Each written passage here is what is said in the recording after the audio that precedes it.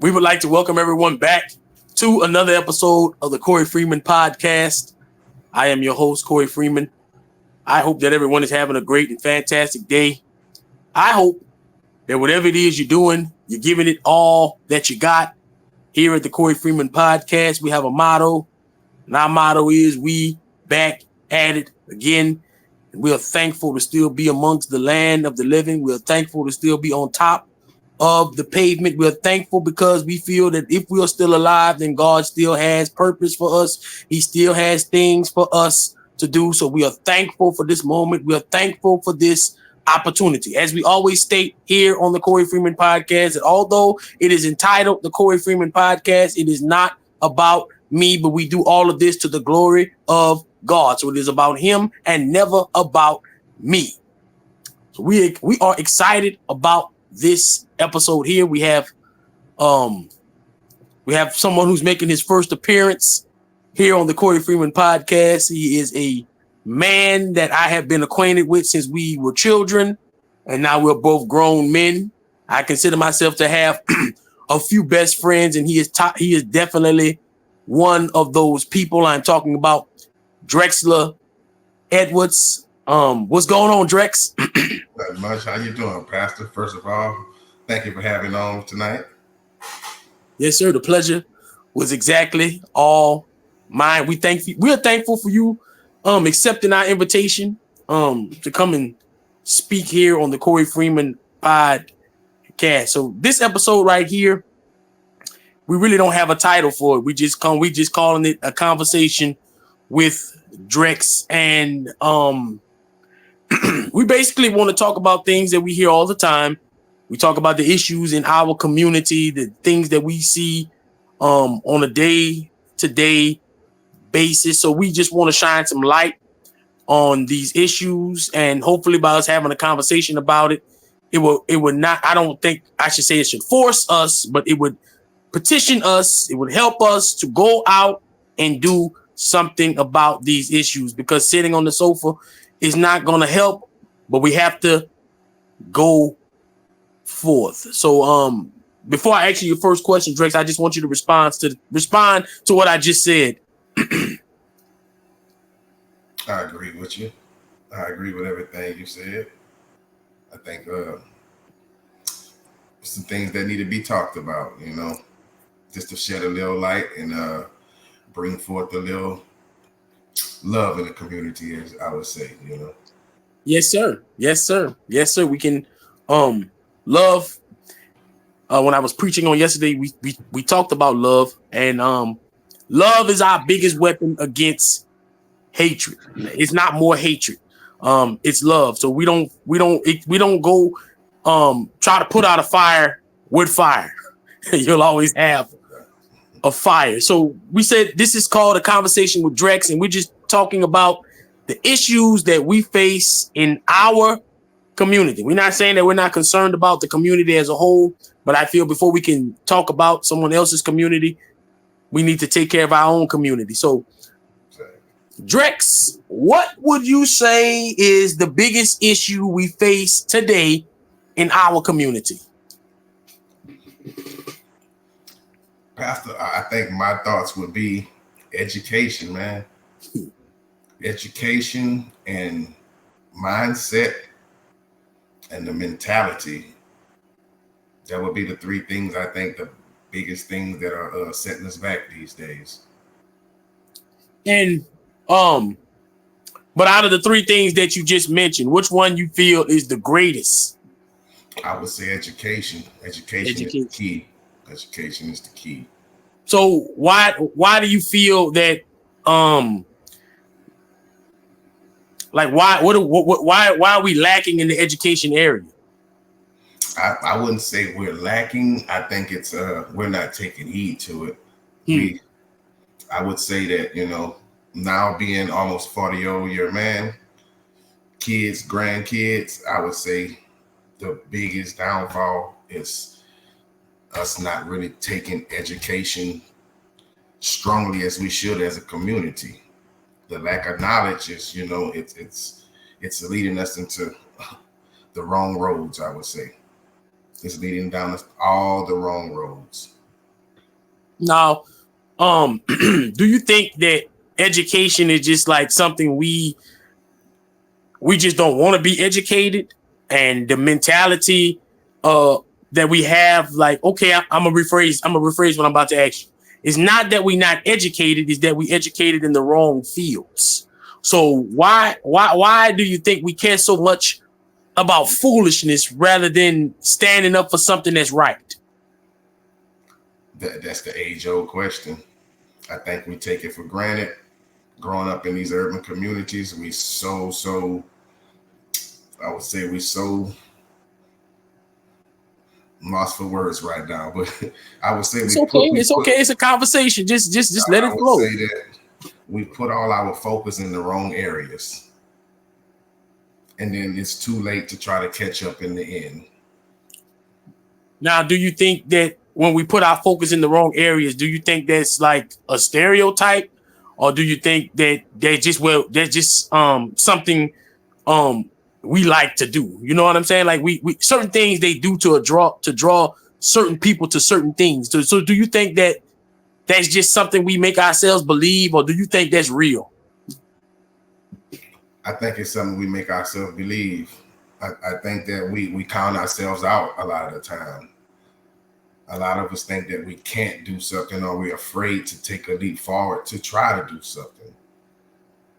That's what be my answer on that one. Okay, so we're afraid. So fear, we already know fear is a problem. And why do you think we're afraid? You think we're afraid because we're afraid we are fear of failure, or we just rather do what's easy? I was just, that was my next thing. I would think that we cop out to the easier thing, dealing around the streets and all those other things. I'm not gonna get into too much, but just pretty much. Go ahead, get into it. Putting all our emphasis into the wrong things. Street life. I would say the music plays a part. You know, it's just, to me, it's just a totally different world nowadays. You know. Now, if we if we're gonna be honest, we can say like we must be getting older, because we remember when we was coming up, the people that's a little older than us would say it was a totally different world from when they were growing up. You understand? And now we are seeing the same thing. So it seems like as time progresses, and I'm not even gonna say it seems, it's just as time progresses, it's like our values get more watered down. What do you have to say about it? We put away our foolish ways, you know. Say that again? I say as we become men, we put away our foolish ways. You're right. But I'm saying it seems like though we become men, we put away our foolish ways, but it seems that as a whole, our values get watered down as time progresses. You feel me? Like compare from 1975 to 1985 to 95 to now. It's been watered down. So what do you have to say about that? I would say it's nothing new under the sun, man. I think the same thing that was preached in those days is preached these days. Is just, I guess, the lack of communication. Lack of communication. So, we went far. We went forward with that one question. So, do you feel that it's a lack of leadership, or a lack of accountability, or a combination of both? It has to be a combination of both. Has to be. I say this in my head all the time. Like, I really miss the elders. They really put a lot of things in perspective, and they ruled iron fist. You know. Yes. I don't see that these days at all. In my household, we live like that, but I just overall I don't see it like that anymore. You know. And you know, I think ever since the beginning of time, well, I'm not gonna say since the beginning of time. I think we used to value older people. You know, I still do home health, and I think I might have said this on one of the other episodes that I'm not gonna call his name, but he would tell me that when an older person dies, so much information died with them, and it seems like, you know, we don't care too much about going and trying to pick their brains and learn different things from them. I don't know if you remember this, but I think we was back in middle school. They had this story that we read up in our reading book. And the story was about when older people got older, they would take them to the woods, not to the woods, they would take them to the mountains to die. And the man, he brought his mama to the mountains. And as he was climbing back down the mountain, she was throwing twigs down to make sure he had a soft landing. And he felt he couldn't leave his mama out there. So he took her back to the house and he hid her in his house for a very long time. And the wisdom that she had, they had things that were going on. I don't remember all the details, but I remember it was something that was going on in the story. And he was able to go and help the king. And the king wanted to know, well, how were you able to, how could you tell me what to do in this situation? And he couldn't lie to the king. And he told him the truth. It was my mother that I've been holding in my house. And after that, the king made a decree. If that's when we first learned what the word decree was. I think we was in middle school, but he made a decree that all the older people would stop taking them to the mountains to die. So it's like, I guess we always had problems or issues with older people. Like we feel like when people get older, they don't have any value. So I think you said something very important whenever you said that you miss the elders. I still want you to kind of elaborate on that. It just goes by my motto: each one teach one. Like I said, the elders hold a lot of wisdom. They've been there, they've done it, and it can always help us through stuff we've been through. It's nothing they haven't seen. So who would be better else equipped, to help us through those times, Exactly.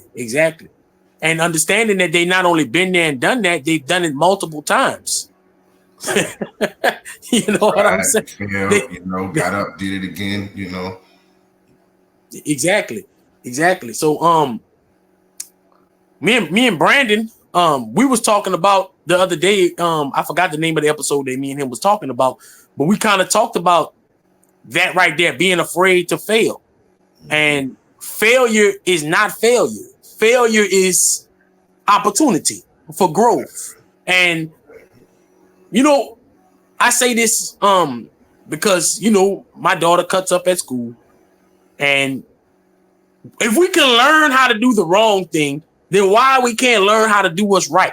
They'll tell you that certain people have learning disorders, but they learn how to do the wrong thing. All right, we about to get real, because I don't know if you remember, they had some individuals back in the day, they wasn't smart in school, but when they got in the streets, they wasn't good at math in school, but they learned math in the drug game. You understand what I'm saying? So if I could learn, but they couldn't learn it in school, but when it came to selling drugs, they could break down grams and kilos and ounces and quarters. And so I'm saying that if we can learn how to do wrong, then we can learn to do right. Exactly. We can always reach to the sky. It shouldn't be no limit to learn. I think we should always try to learn something new every day. We should never be afraid of it. Yes, indeed. And again, do you think that that fear is just something that's a part of us, or is fear, how they say in certain football games they were pumping noise in the stadium? Do you think that fear is something that they pump into our community, if you understand what I mean by that? I would say so, but I wouldn't say that's the end all be all. I would say it's certain things that our community that's pushed towards our community that's only showing negative stuff to us. We're never shown in a positive light to see what we really can do and achieve. So I would say it's some truth to that. Okay, now let's get real. Say that again. But it should never stop you either, though. Exactly. You're absolutely correct. Now let's get real again. If we talk about fear, I'm afraid to fail, but I'm not afraid to pick up an AK-47 and go shoot it. I'm afraid to fail, but I'm not afraid to take a life. I'm afraid to do something positive, but I'm not afraid to go to prison for the rest of my life. So please help me understand that. Well, in that situation, they were afraid. They were afraid to be a man and think logical and face the confrontation head on. Anything can be solved with a conversation. That was the easy route, to pick up the gun and shoot someone. But why not? Let's talk to a brother, get a good understanding, and let's move forward from it. Exactly. So basically, this conversation that we're having is sometimes it's hard to talk about some things. We all adults, and we can say, yeah, some things I don't want to talk about. But I think like sometimes when you do have a conversation about certain things, it helps you understand that you can talk about certain things. So you said something about communication earlier. Is it a lack of communication or a lack of being able to communicate? With that one, I would say it's a little bit of both again. It's a lack of communication, but I think a lot of the communication is falling on deaf ears as well. Okay. So I want to go back to the question. The person to do anything until they're ready to do it.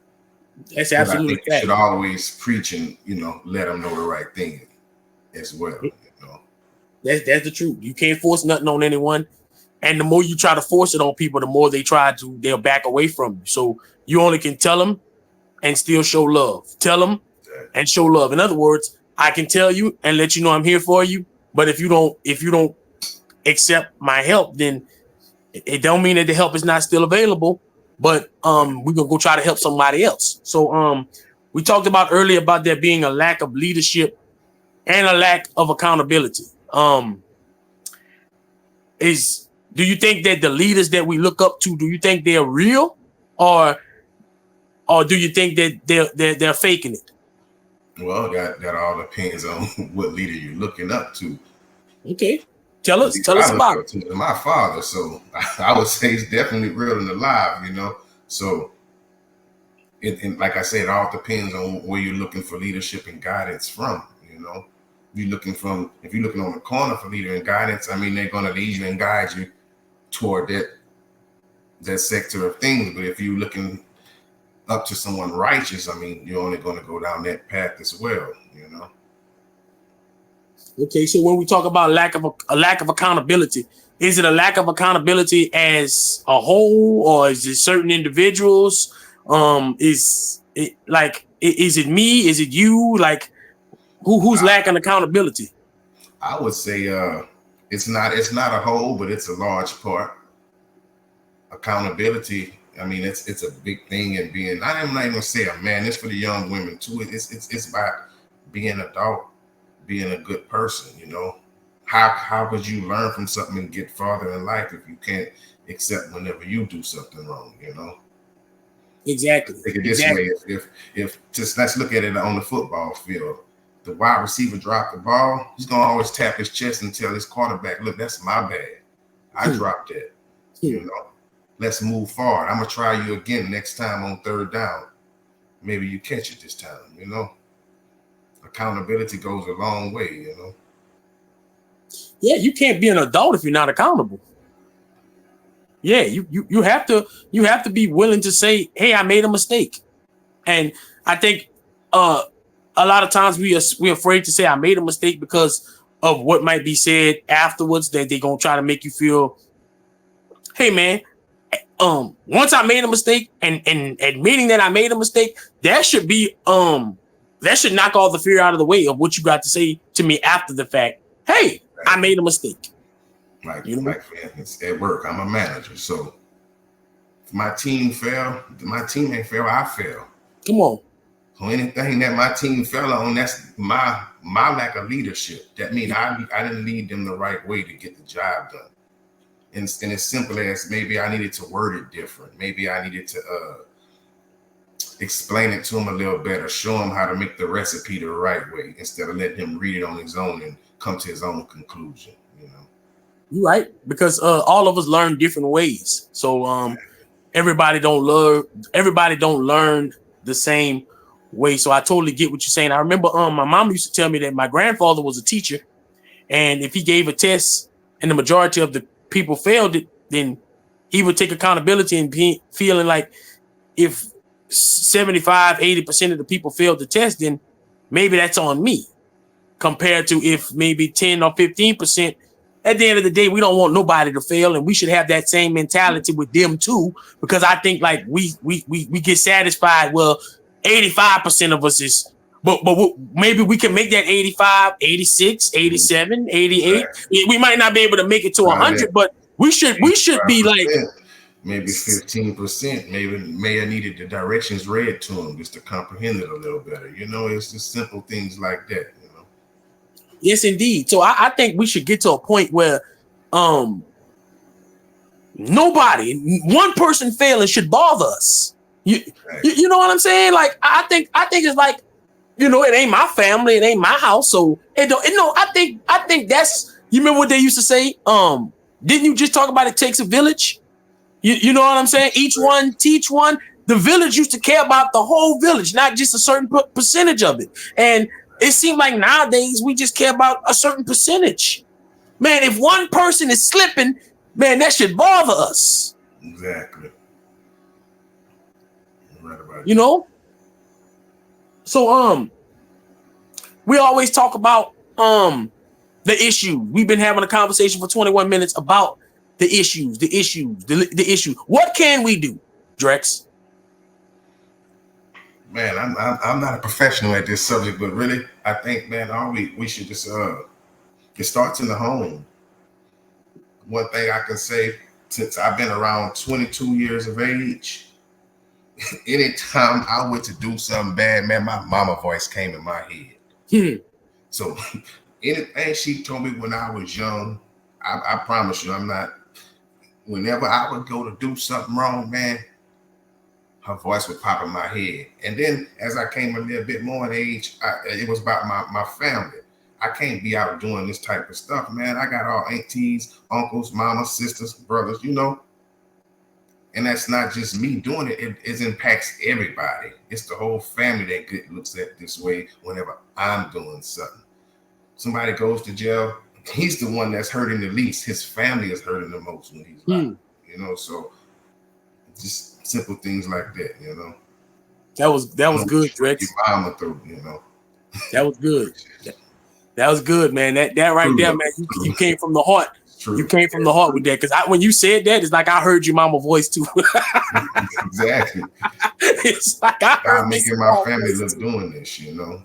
Yeah, and that goes back to what we were saying about if one person, you know, as a whole, you know, if 99 passed, but man, why we couldn't get the whole? Why? At least it might not happen every time, but can we at least try? So, like you just said, as a whole, yeah, I'm in jail, but the other 99% is still affected by this. Like we don't even know. Like it's certain things that, man, I was talking.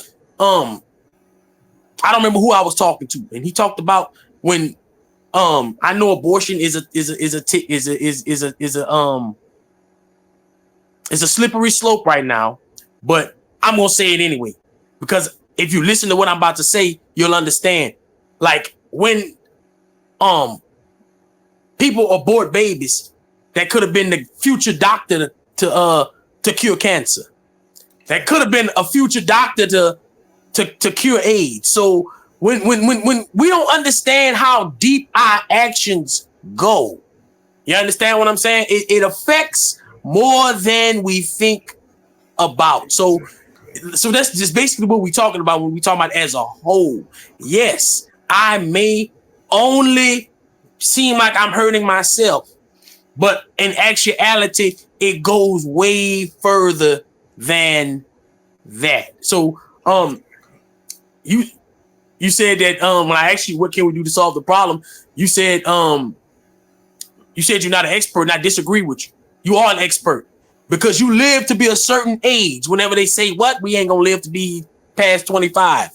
We almost 40 now. So I believe you qualify to talk about certain things because you've been through certain things and have overcome certain things, including stupidity. Because both of us can say Man, we did a lot of dumb stuff in our lives and we overcame it. And you know how we overcame it? By making a choice, by making a decision. Man, I don't really want to go. I don't want to go for this no more. And guess what? I know you can testify to this, that even when we used to do dumb stuff, we knew better.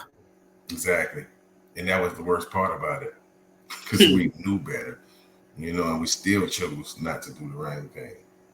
Exactly. But now that we know, we have to be ropes to pull people out of the mud. We have to be tugboats. Sorry for cutting you off, but I spend most of my time at work speaking to young black men about doing it right. What more you can achieve in life if you just do it right. Like I always tell them, man, hard work bring opportunity. Like I always tell my crew, I wasn't the best qualified candidate for this position. I was just working so much, tearing these people hours up, they had to give me a salary. Because Drex ain't want to go home. Drex had to make a way out of no way, and that's what he was going to do. All right, now. That's what I'm talking about, Drex, from the heart. That's what I'm talking about. You waking up now. I ain't saying that you were sleeping, but you coming, you saying, that's what I'm talking about. That passion to keep going, that passion to keep moving forward, the passion to prove everybody wrong. I ain't really trying to prove you wrong, but at the end of the day, I ain't gonna lie. I remember what you said about me. I remember what you thought. I know what you thought about me. And at the end of the day, I ain't trying to prove you wrong, but at the end of the day, it feel good.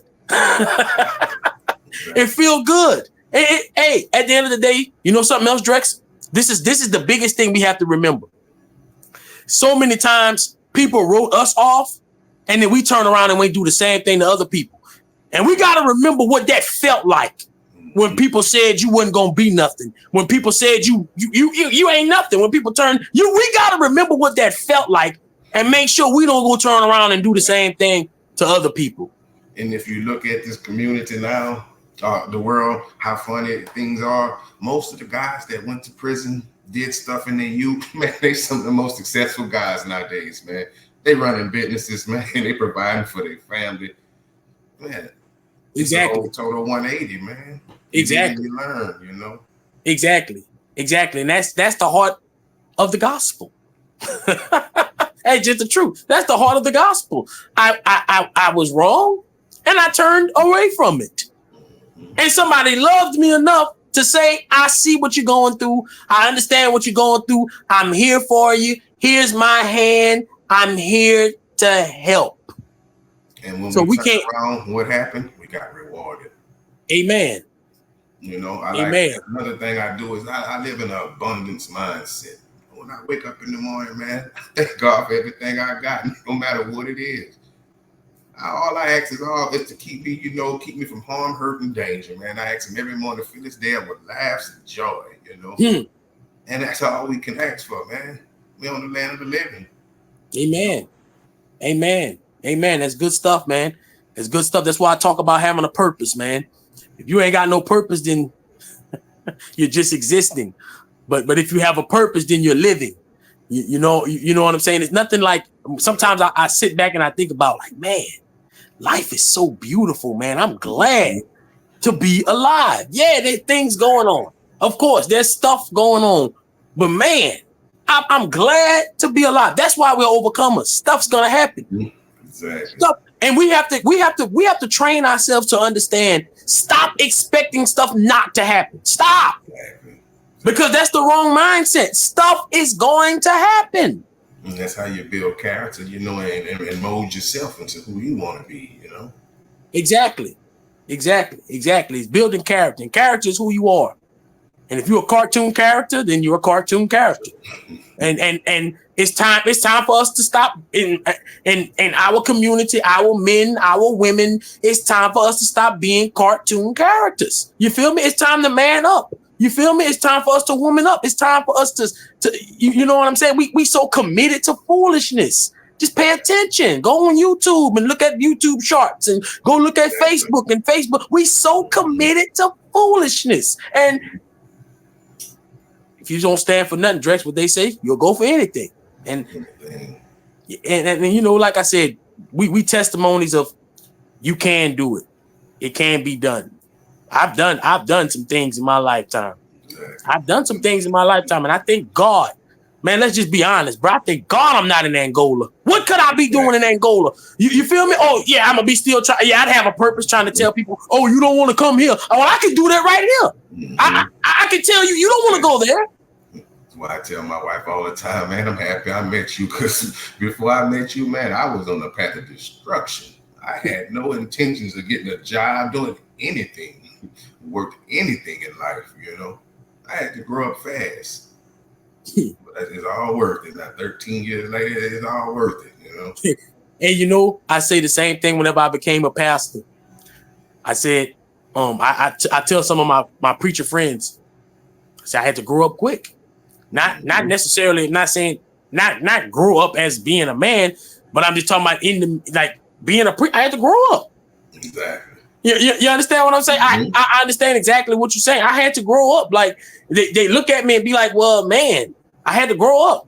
I wanted to be better. I think about some of my early sermons and I'm like, no, sir. No, indeed not. All I wanted to do is get better. And that gotta be our mindset, man. You gotta want to get better to get better. We've seen it in you as a youth, though. We always told you because we knew it was coming, you know. Well, to God be the glory. You know, we always to God be the glory. You know, you believe it or not, some of them days in our past, we ain't gonna talk about that, but you was preaching back then, man. Amen. You always had a scripture ready for any situation. You always did, man. Hey, I thank God, bro. That's all I can tell you, man. When I take inventory of my own life and look at where God has brought me to, is like, man, you can't tell me if people say they ain't got no God, then you're just not a smart person. That's all I'm not gonna say nothing else. I don't want to criticize nobody and put nobody down. But if you don't believe there's God, you're really not smart. You know.